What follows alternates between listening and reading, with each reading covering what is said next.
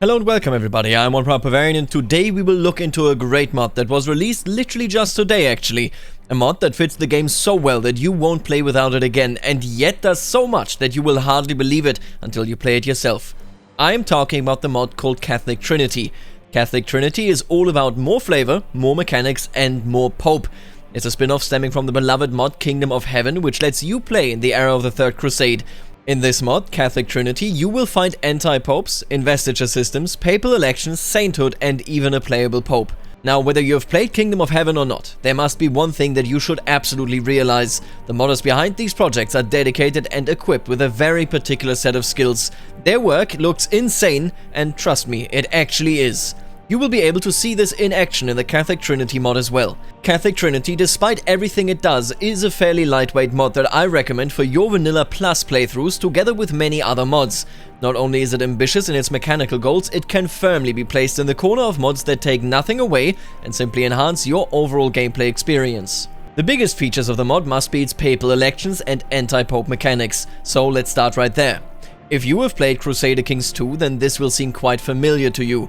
The mod introduces the College of Cardinals, which shows you the current selection of cardinals within Catholicism, the current pope, and the person expected to succeed them, the Papal. This is far superior compared to CK3 choosing a new pope completely outside of the view of a player and doing it without any meaningful consequences. Of course, it doesn't end there. You can, of course, get one of your powerful clerics to become a member of the College of Cardinals if you play your cards right. Hell, you could even have the entire college be filled with cardinals only from your realm if you really cared for it.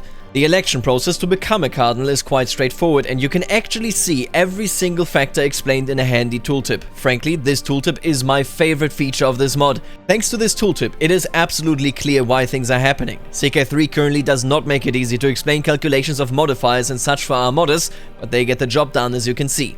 Anyway, the papal elections allow you to plan out who might become pope so that you can guarantee good relationships and thus get your enemies excommunicated and so on. Hell, you can even try and get one of your disinherited sons to become pope after you made them into bishops. Making the papacy into an actual family business is all of a sudden viable. Should you fail to control the curia, however, you can always try to go into the exact opposite direction. What about your very own pope, otherwise known as the anti-pope? Should the Pope hate you, or should you hate the Pope, you can always try to get someone of your own priests to don the mantle of Christendom's shepherd. How hard could it be to be Pope, right? Now, there are quite some roleplay questions attached to this. Firstly, you will need to pass the free investiture law. This law was added by the mod and will allow you to choose the successors of governing clerics within your realm. To pass it, you will require a hefty amount of piety and prestige, and you must be aware of the potential consequences. The Pope will dislike you greatly and may choose to excommunicate you. Once you have this law, you must find a cleric that is at the very least a county owner and get them to prefer your existence over that of the Pope. This, mind you, can be quite difficult. Most priests, after all, respect one another even if you might feel otherwise. Here's where it comes in handy that, of course, you were the one to name the bishop under your convenient free investiture law. Of course he will like you. Now, if you got your puppet set up as an anti-pope, you can then take it all the way and push his claim to the papacy itself. Should you win, your puppet will become pope and you get a strong hook on him. And that's how you can get your cousin to be pope and do your bidding. Free excommunications, free money, free claims. This is heaven on earth.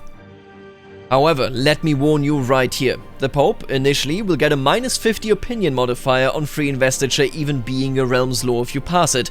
However, as it happened historically, fairly quickly after the start of your game, the Pope will have the opportunity to pass the Dictatus Papae, a doctrine that elaborates on the idea of the Pope being infallible on spiritual matters, declaring free investiture absolutely detestable.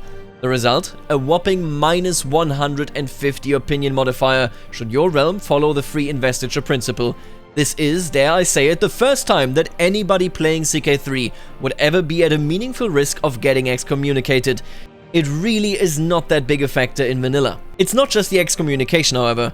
Be aware that the Pope might come knocking regularly to tell you that you better get rid of free investiture or face the consequences. For example, there is obviously excommunication, but it could potentially be even worse. He might support different claimants to your title and turn your entire realm's clergy against you, so just be wary of this. This entire mechanic surrounding the papal elections, anti-popes and free investiture is frankly insanely cool. They really built up from the old CK2 system and implemented something that works well with CK3's core vision. However, the mod is not done yet. You can, should you desire to do it, even play the Pope. Yeah, you heard that right. The papacy itself is now playable, and you can take a bit of a game master role. Call a Crusader on India? Why not? You're the Pope.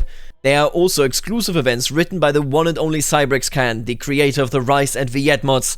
Some events are exclusive to you being the Pope, whereas others are general flavor events that go along well with the mod's mechanics.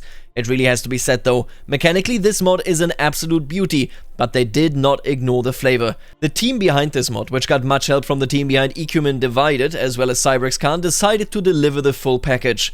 Now, last but very much not least, there's also a big part within this mod that I have not mentioned at all in all of these explanations: Sainthood. If you happen to have an especially pious ruler that both lived a good life but also had very good character traits, they may first be declared blessed and later divine. Should this happen, you will have multiple consequences. Not only will they be recorded within the Sainthood list of the Catholic faith, but they will also give you an opinion modifier with the clergy, as they are in your bloodline. Additionally, Catholics will be able to do pilgrimages to their tomb, and should you hold the county they lived in, will receive a powerful modifier for this county. There are many other smaller additions in this mod. For example, how the AI evaluates whether they should fund a campaign for a cardinal candidate, how AI evaluates whether they should make their non-inheriting children into clergymen, or the fact that the entire church may turn against you if you take actions hostile to their representatives. But all of that is for you to explore by playing the mod. So, download the mod right now. The links for it are in the description. Become Pope, make someone Pope, and most importantly, have fun. I am, as always, one proper Bavarian, and I will see you later, Alligator.